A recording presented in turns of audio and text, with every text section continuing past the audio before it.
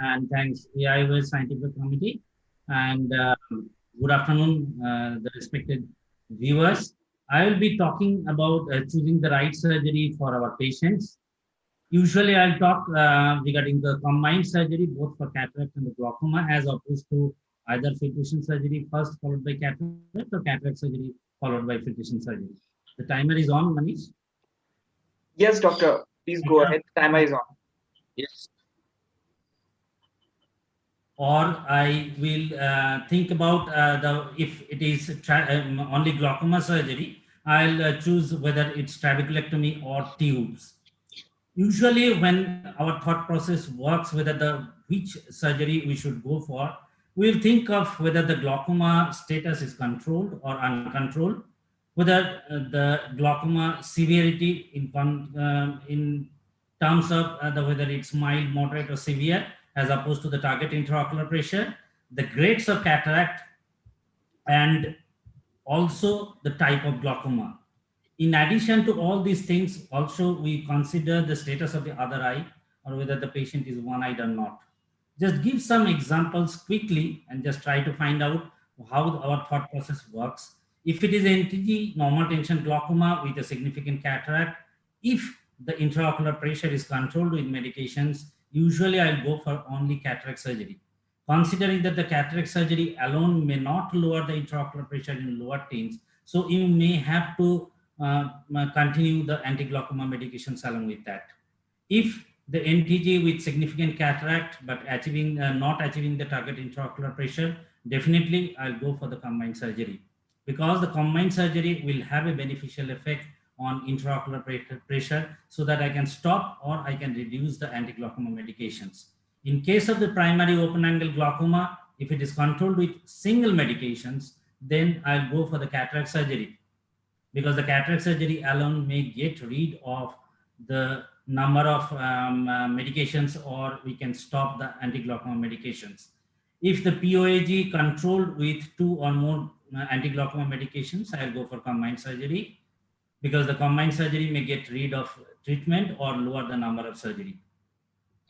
In case of POAG, sometimes we need to find out how the glaucoma is if it is not controlled, whether if it is moderate or if it is mild, then even if it is not controlled, we'll go for the combined surgery. But think of uncontrolled cases with severe glaucomatous damage. Probably to be on the safer side, I'll do glaucoma surgery first, followed by cataract surgery. In case of the ocular hypertension, if it is controlled with single medications, the intraocular pressure is controlled with single medications, I'll go for only cataract surgery. But because the cataract surgery may stop the anti-glaucoma medications. In case of the ocular hypertension, whether it is controlled with 2 or more anti-glaucoma medications or uncontrolled, we'll go for the combined surgery. In case of angle closure glaucoma, if it is PACS, I'll go for only cataract surgery. If it is PAC, I'll think of whether it is controlled with medications or not. If it is controlled with medications, I'll go only for cataract surgery, because the cataract surgery may decrease the number of anti-glaucoma medications. In case of PAC, if it is not controlled, then definitely we'll go for combined surgery, because the combined surgery may decrease the progression to angle closure glaucoma. In case of established angle closure glaucoma, in chronic angle closure glaucoma, if it is controlled with single medications, then I'll go for only cataract surgery, because the cataract surgery alone may get rid of anti-glaucoma medications. In chronic angle closure glaucoma, if it is controlled with multiple medications, we'll go for combined surgery.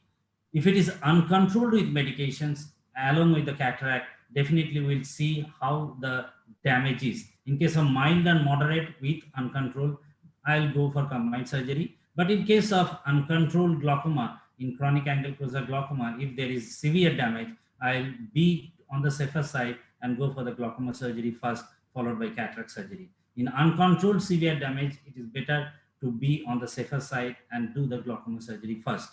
In case of phacomorphic glaucoma, if it is less than 2 weeks, usually we go for only cataract surgery. But if it is more than 2 weeks, already synechiae develops and all these things, probably we'll go for combined cataract and glaucoma surgery. In phacolytic glaucoma, definitely cataract surgery, irrespective of what the glaucoma condition is there. Always we should think of status of the other eye, whether it's one-eyed or not. If we want to be more conservative, from IOP point of view, the trab is preferred over combined surgery. And if there is significant cataract, there may be some compromise situation, whether you will go for only filtration surgery followed by cataract surgery or combined surgery. Sometimes if the cataract is very severe, when you will prefer trab, definitely you should discuss with the patient that you have to consider this decreased vision for some time, unless and until the trab works for at least 6 months or so. In combined cases, sometimes patient doesn't want that. You can just omit the the glaucoma surgery, then discuss with the patient that actually we do trab just to withdraw or reduce the number of medications. Actually, the whole thought process works in that way. If I want more control of intraocular pressure, considering the severity of the damage, then definitely I'll go for only filtration surgery rather than combined surgery, because I have more confidence on controlling intraocular pressure by only filtration surgery rather than combined surgery. But always, sometimes the experience in other eye also counts, because if you do the combined surgery in the other eye and the filtration surgery is not working, then probably you will go for only filtration surgery or in other way around. Considering where you will think of only glaucoma surgery, the timelines of new glaucoma therapies as in addition to the trabeculectomy are the aqueous shunt, the cyclophotocoagulation, non-penetrating surgeries, and laser trabeculoplasty. If we consider all these 4 things, the laser trabeculoplasty SLT is not effective in all forms of glaucoma, and this is the limitation, and IOP lowering effects decreases over time. The limitations in cases of non-penetrating surgery is their inability to lower the IOP into lower teens or single digits.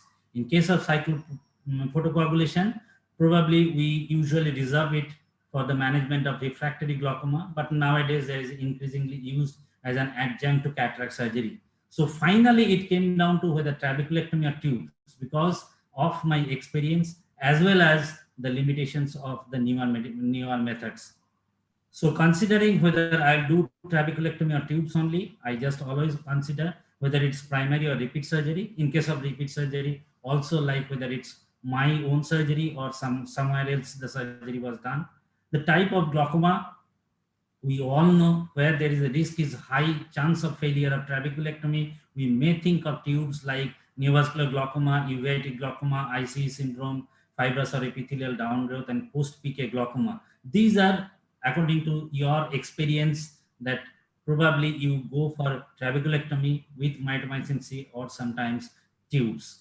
In case of the conjunctival conditions, whether there is a lot of scarring like post-VR surgery or ocular surface disease, the conjunctiva is not good. In those cases, probably you just go right away to tube surgeries rather than trabeculectomy.